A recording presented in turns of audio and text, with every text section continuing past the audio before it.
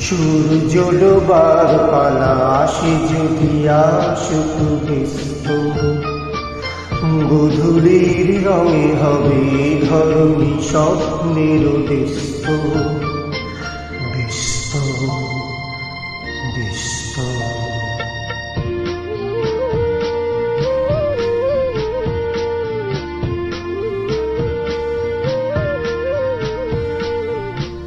তারপরে পৃথিবীতে আধারের ধূপ ছায়া নামবে, মৌমাছি ফিরে গেলে জানি তার গুঞ্জন থামবে।